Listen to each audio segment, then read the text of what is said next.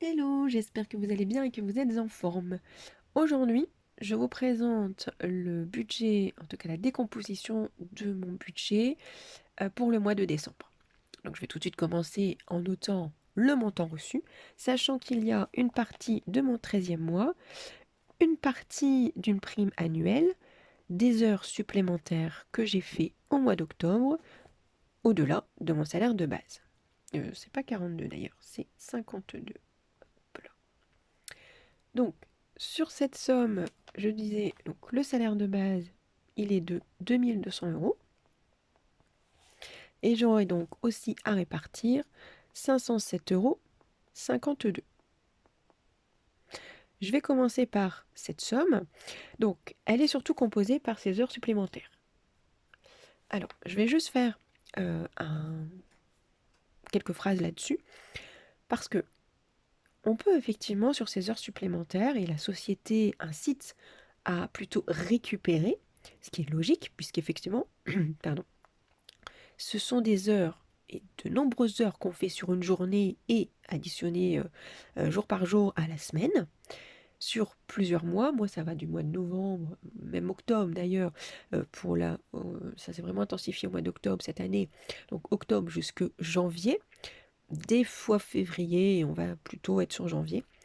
Donc forcément, c'est logique et selon la personne, c'est mieux de faire effectivement de la récupération. Personnellement, j'ai un corps qui est plutôt résistant au sommeil. Donc du moment que moi je fais une bonne nuit de 7 heures, c'est-à-dire que j'avais une bonne nuit, une nuit en continu, franchement je pète le feu. Donc je préfère effectivement utiliser cette somme, enfin utiliser justement cette possibilité d'être payé pour mes objectifs financiers. Par contre, donc c'est un choix donc personnel et c'est pour ça que je prends quelques minutes pour cette somme. Pour autant, je fais quand même des actions. C'est-à-dire que j'ai des lunettes qui sont dédiées à l'ordinateur, puisque moi je suis sensible aux lumières artificielles au niveau de mes yeux, donc je dois plus faire attention à cette fatigue oculaire. Donc je fais attention justement à l'inclinaison de l'écran, et je vous donne au cas où, donc le reflet du néon sur mon écran. J'ai effectivement un filtre, j'ai aussi, donc au-delà de mes lunettes, hein, j'ai un filtre sur le PC de confidentialité, mais ça me permet aussi de diminuer au-delà de baisser la luminosité, moi au maximum, mais ça me va à moi, hein, attention, beaucoup des personnes qui m'entourent me disent: «Oh là là, mais tu regardes le noir». Non, non, je vois très bien, voilà. Je fais plusieurs choses, je fais de la gymnastique des yeux, je fais, beaucoup de choses, le soir qui sont hors PC exprès, et je préfère, si j'ai des actions administratives, par exemple, le faire le matin, ce qui me permet de me réveiller, et ça me coupe puisqu'après je prends une demi heure pour aller au travail à pied. Voilà, 20 minutes, une demi-heure. Donc voilà, j'ai des interruptions et je le fais exprès, et même entre midi, idéalement, je sors, je prends la lumière du jour. Voilà, j'ai plusieurs actions. Je voulais juste vous faire effectivement un point là-dessus. Pourquoi? Parce que, attention, écoutez votre corps. C'est bien d'avoir des budgets à tenir. C'est bien effectivement d'avoir des objectifs.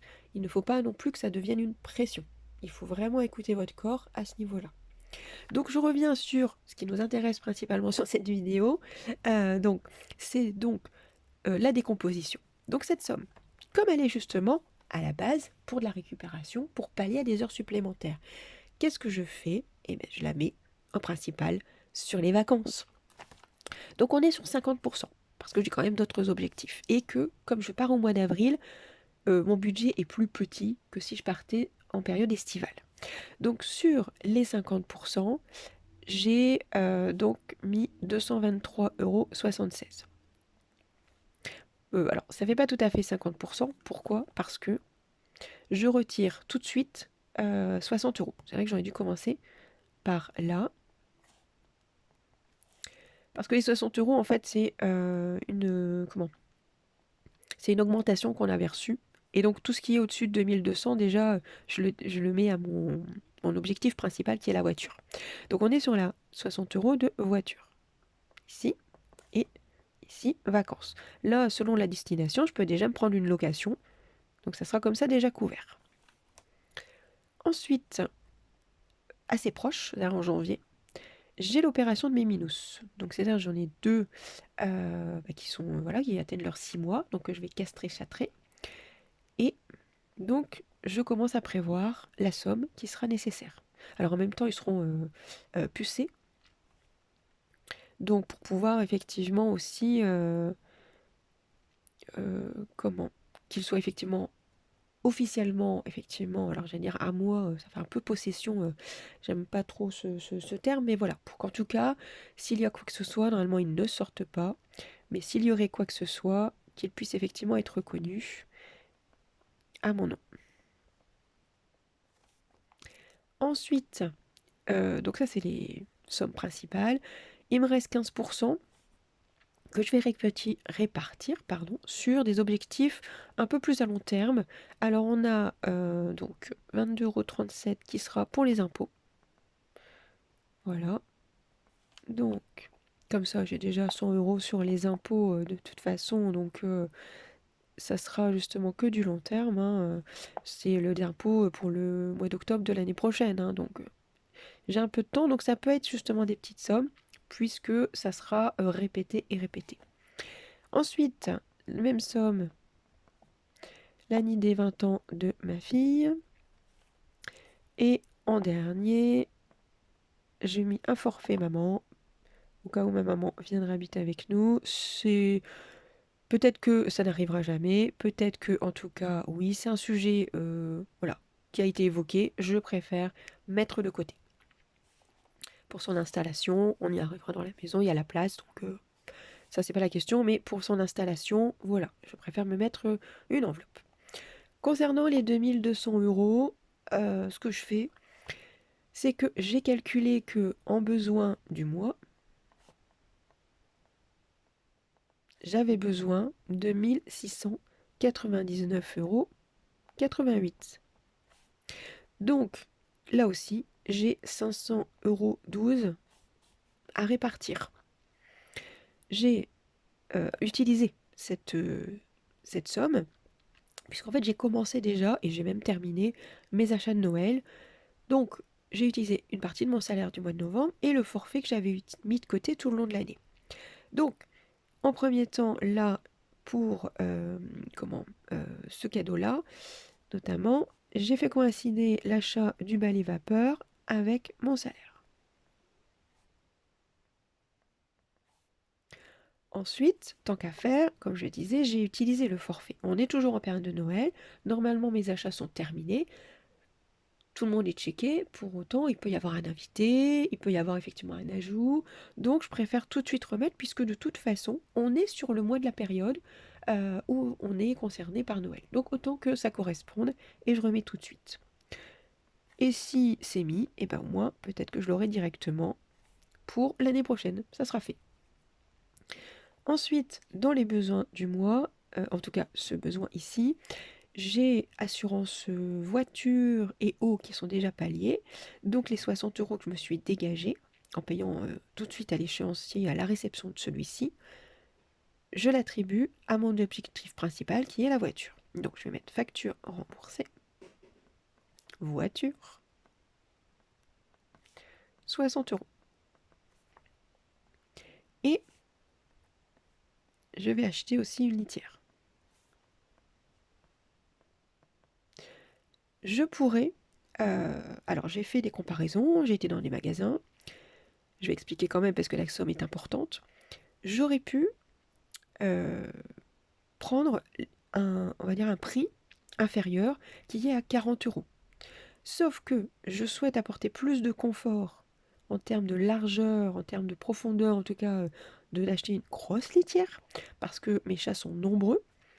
Donc, si je ne faisais que 40 €, j'y gagnerais en largeur, et en fait, la longueur serait équivalente. Donc, je préfère investir plus sur un objet qui va me durer des années, pour augmenter au max le confort justement de mes chats. Et également le confort des habitants de la maison au niveau de cette litière. Donc, il me reste sur ces montants déduits 26,12 €. Comme habituellement, on est plutôt justement sur une répartition de projets à long terme. Je vais diminuer le nombre de projets au vu de la somme, mais je vais quand même mettre en retraite 10 euros. La retraite chat, oula, j'écris de plus en plus mal moi. Retraite chat, 10 euros. Et le salaire de précaution,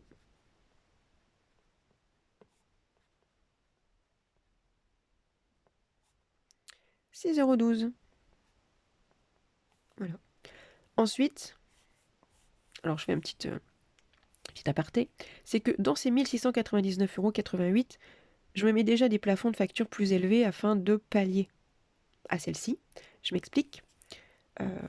Le carburant, j'estime par mois que j'ai besoin de 80 € si je fais un plein. C'est rare que j'ai besoin d'un plein puisque je fais un maximum de marche et de transport en commun. Pour autant, comme je vais faire des déplacements dans la famille au vu des fêtes, j'ai mis un plein et j'en ai eu pour 78 €. Donc, carburant, donc voiture, projet voiture toujours, il me reste 2 €. Oui, j'aurais pu les laisser dans le mois et avoir 2 € qui viendront s'additionner. Mais je préfère qu'ils s'additionnent aux 60 € qu'il y a ici et 60 € qu'il y a là. Parce que comme ça, j'obtiens 122 €. Et sachant que j'ai une cotisation par mois de 105 €, ça me permet déjà de pallier à une cotisation, voire de grappiller sur une autre. Et comme on grappille, effectivement on va sur du long terme, 2 €, c'est 2 €. Donc, et je préfère d'ailleurs que ça, c'est un investissement, on va dire, dans un sens, puisque je préfère investir justement ces 2 € dans le projet à long terme de la voiture, plutôt qu'ils partent dans un achat de loisirs ou autre, sachant que j'ai déjà un budget qui est prévu pour ça, et ça sera plus éphémère sur le moment, alors que là, justement, on parle bien d'investissement. Concernant ensuite les factures en soi, le gaz et l'électricité, je me mets un petit peu au-dessus, en termes comme si j'étais prélevée, pour pouvoir pallier au cas où à une régule. Bon, ça fait 2 ans que je baisse, mais je préfère pallier parce qu'à un moment donné, comme dit ma fille, à force de baisser, bon, voilà. Gaz, électricité. Ensuite, le dernier point, ce mois-ci, ça sera l'école. Alors habituellement, donc je donne 30 € sur l'école à ma fille, puisque concernant le repas, c'est elle-même qui paye ses achats à l'école, où elle se fait des tupperwares, voilà, donc on est à 30. Sur les mois précédents, j'avais mis une partie aussi sur les vacances. Mais comme là, on est en phase de lui payer le permis, bon, elle est en cours, voilà, le paiement de son permis est imprévu. Ça devait être effectivement le papa, mais donc je vais devoir prendre le relais. Donc je vais mettre de côté. Je ferai ce que moi j'appelle sur les mois prochains un plan de bataille pour ça. Mais comme j'ai déjà mis beaucoup de côté sur les années, justement pour sa majorité, voilà, permis, voiture, alors voiture, ça sera insuffisant, mais permis, voiture, achat, la première fois qu'elle aura son appartement, des choses comme ça, voilà. Il y aura effectivement de quoi piocher dans ce livret A. Pour autant, je mets de côté pour pouvoir limiter justement ces retraits. Donc, le max, et j'y mettrai donc 70 €. Également, petit plus, c'est que j'ai été remboursée donc d'un montant auquel je n'ai pas besoin. C'est-à-dire que ma fille a été en généraliste et j'ai été remboursée. Alors étonnamment, j'ai été remboursée à plein, donc sécurité sociale et complémentaire santé. Donc ça, ok, là par contre, bon, un petit peu d'incompréhension parce que ma fille est majeure, donc elle aurait dû effectivement avoir une franchise. Et il me semble, ou alors ça s'est joué à quelques jours près, mais il me semble qu'elle a été au généraliste après ses 18 ans. Je dis peut-être un jour près, c'était avant. Peu importe, je ne perds pas de temps à aller chercher parce que ça ne se renouvellera pas. Par contre, s'il y avait un impact sur les mois prochains, sur un calcul, oui, là, ça sera inutile, ça va s'enclencher, elle a 18 ans, les franchises vont tomber. Mais justement, dans ce sens-là, parce qu'elle a le chic quand même pour arriver en fin de mois me dire « Oh maman, je suis malade, j'ai besoin d'aller au médecin. » Bien, bien, bien ma fille. Et comme moi, bien sûr, avec mon âge, je suis porte ouverte derrière souvent. Bon, même si je fais des remèdes de grand-mère pour pouvoir effectivement pallier naturellement à ces maux, je préfère mettre de côté. Donc, tout de suite, dans une ligne santé, je mettrai ces 26,50 €. Parce que Quand on a par exemple 50 € qu'il nous reste au mois, oh, on est content. Ah, 50 €, dans un mois c'est le salaire, nickel. Sauf que ma fille tombe malade, 26,50. Je tombe malade. Ou là, j'ai besoin d'aller au médecin parce que ça tombe sur mes bronches, 26,50. Bah déjà, les 50 €, on leur dit au revoir. Sur lequel va s'additionner les médicaments non remboursés par la sécurité sociale. Donc, et même si une partie est remboursée par la complémentaire, dans mon cas, il faut quand même avancer l'argent. Donc, résultat, mes 50 €, qui étaient quand même une belle somme, et deviennent insuffisants. Donc, j'y pallie. Et je mets effectivement les 26,50 € parce que je n'ai pas d'intérêt de les laisser, parce que il me reste aussi de l'argent du mois donc de novembre sur mon compte bancaire. Je suis en positif de 5,47 € sur les 150 que je me laisse par mois. Donc là, je vais le mettre dans ma ligne achat. Et là, hop, santé. J'espère que cette vidéo vous aura plu et vous aura permis de vous expliquer comment je répartis les différentes méthodes, euros, pourcentage, projet, plus ou moins long terme, et que vous pourrez effectivement prendre ou des astuces ou vous inspirer. N'hésitez pas à partager si vous avez d'autres méthodes. On verra au fur et à mesure des vidéos pour que justement je vous montre l'ensemble des techniques qui peuvent être utilisées lors d'un budget. En tout cas, j'espère que cette vidéo vous aura plu. Mettez-moi un pouce si c'est le cas et abonnez-vous pour les prochaines vidéos.